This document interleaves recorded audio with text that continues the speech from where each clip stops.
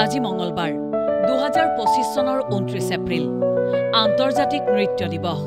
নৃত্যক বিশ্বৰ সাৰ্বজনীন ভাষা হিচাপে সন্মান জনাই ইউনেস্কোৰ পৰিৱেশ কলাৰ মূল অংশীদাৰ আন্তঃৰাষ্ট্ৰীয় নাট্য প্ৰতিষ্ঠানৰ আহ্বান ক্ৰমে আধুনিক বেলেৰ সৃষ্টিকৰ্তা জিন জৰ্জ নভেৰৰ জন্মদিন 29 এপ্ৰিল আন্তঃৰাষ্ট্ৰীয় নৃত্য দিৱস হিচাপে উদযাপন কৰা হয়।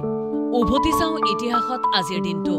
ৰাজা ৰবি বাৰ্মাৰ জন্মদিন 1848 চনৰ 29 এপ্ৰিলত ট্ৰেভাংকোৰৰ কিলিমানুৰত জন্ম হৈছিল।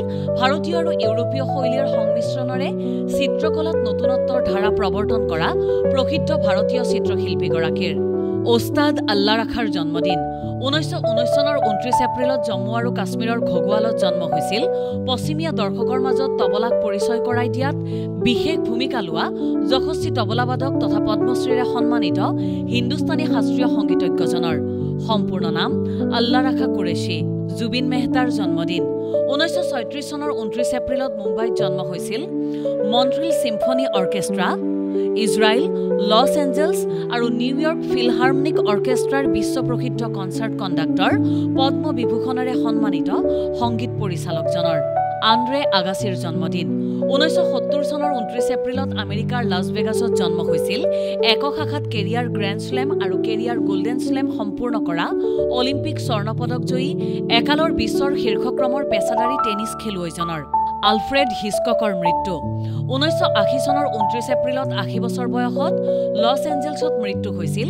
ইতিহাসৰ অন্যতম প্ৰভাৱশালী চিত্ৰ নিৰ্মাতা হিচাপে স্বীকৃত 50খনৰো অধিক বৈশিষ্ট্যপূৰ্ণ ছবি পৰিচালনা কৰা মাষ্টাৰ অৱ ছাছপেন্স হিচাপে খ্যাত ইংৰাজ চলচ্চিত্ৰ পৰিচালকজনৰ ইৰফান খানৰ মৃত্যু 2020 চনৰ 29 এপ্ৰিলত 53 বছৰ বয়সত মুম্বাইত মৃত্যু হৈছিল। হিন্দী চিনেমাৰ লগতে ব্ৰিটিছ আৰু আমেৰিকান চলচ্চিত্ৰতো কৃতিত্বপূৰ্ণ অভিনয়ৰ বাবে পৰিচিত ৰাষ্ট্ৰীয় চলচ্চিত্ৰ বঁটা, এছিয়ান চলচ্চিত্ৰ বঁটা আৰু মৰণোত্তৰ ফিল্মফেয়াৰ জীৱনজোৰা সাধনা বঁটাৰে সন্মানিত জনপ্ৰিয় অভিনেতাজনৰ হেম ভৰালীৰ মৃত্যু 2020 চনৰ 29 এপ্ৰিল তাৰিখে 101 বছৰ বয়সত গুৱাহাটীত মৃত্যু হৈছিল।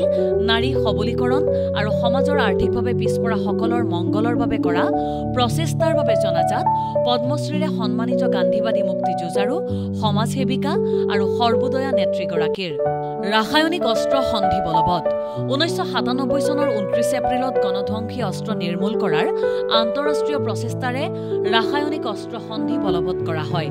ৰাসায়নিক অস্ত্ৰৰ বিকাশ, উৎপাদন, মজুত আৰু ব্যৱহাৰ নিষিদ্ধ কৰাৰ এই বহুপক্ষীয় চুক্তি কাৰ্যকৰী কৰাৰ বাবে ৰাসায়নিক অস্ত্ৰ নিষেধাজ্ঞা সংস্থা অৰ্থাৎ OPCW গঠন কৰা হয়। কংগ্ৰেছ ত্যাগ নেতাজী সুভাষ চন্দ্ৰ বসুৰ 1939 চনৰ 29 এপ্ৰিলত নেতাজী সুভাষ চন্দ্ৰ বসুৱে ভাৰতীয় জাতীয় কংগ্ৰেছৰ সভাপতি পদৰ পৰা পদত্যাগ কৰে।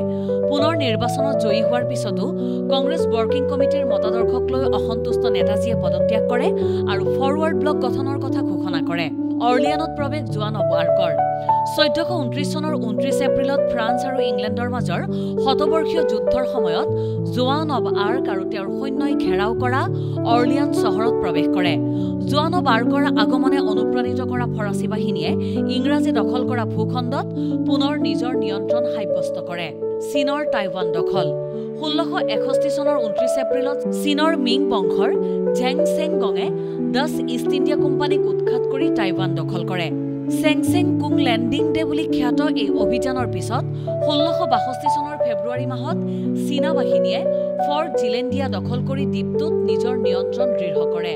জন ফ্লেমষ্টিডৰ ইউৰেনাছ পৰ্যবেক্ষণ 1715 চনৰ 29 এপ্ৰিলত ইংৰাজ জ্যোতিৰ্বিজ্ঞানী জন ফ্লেমষ্টিডে ষষ্ঠবাৰৰ বাবে ইউৰেনাছ পৰ্যবেক্ষণ কৰে। তেওঁ প্ৰথমতে ইয়াক তৰা বুলি ভুলতে 34 তাউৰী বুলি তালিকাভুক্ত কৰিছিল। তৰাসমূহৰ তালিকা আৰু মানচিত্ৰ নিৰ্মাণৰ বৃহত্তৰ প্ৰচেষ্টাত তেওঁ অস্পষ্ট স্বত্বেও ইউৰেনাছ পৰ্যবেক্ষণ কৰিছিল।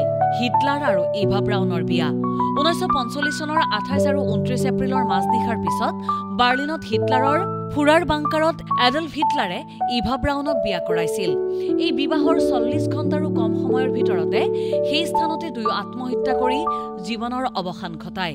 জাকাৰ্টাৰ পৰা নুচান্তৰালৈ ৰাজধানী স্থানান্তৰ 2019 চনৰ 29 এপ্ৰিলত ইণ্ডোনেছিয়াই তীব্ৰ বানপানী আৰু অতিমাত্ৰা জনসংখ্যাৰ বাবে দেশখনৰ ৰাজধানী জাকাৰ্টাৰ পৰা স্থানান্তৰ কৰাৰ পৰিকল্পনা ঘোষণা কৰে। বৰ্ণীয় দ্বীপৰ পূব কালিমন্টনত নিৰ্মাণ কৰা হয় নতুন ৰাজধানী নুচান্তৰা। ৰাজকুমাৰ উইলিয়াম আৰু কেথৰিনৰ বিয়া 2011 চনৰ 29 এপ্ৰিলত ৱেলছৰ ৰাজকুমাৰ উইলিয়াম আৰু কেথৰিন মিডলটন বিবাহপাশত আবদ্ধ হয়। সমগ্ৰ বিশ্বৰ অগণন লোকে টেলিভিছন যোগে লণ্ডনৰ ৱেষ্টমিনিষ্টাৰ এবেট অনুষ্ঠিত এই বিবাহ অনুষ্ঠানৰ দৃশ্য উপভোগ কৰিছিল। ইনফৰমেশ্যন ডেস্ক, দেশ টুডে।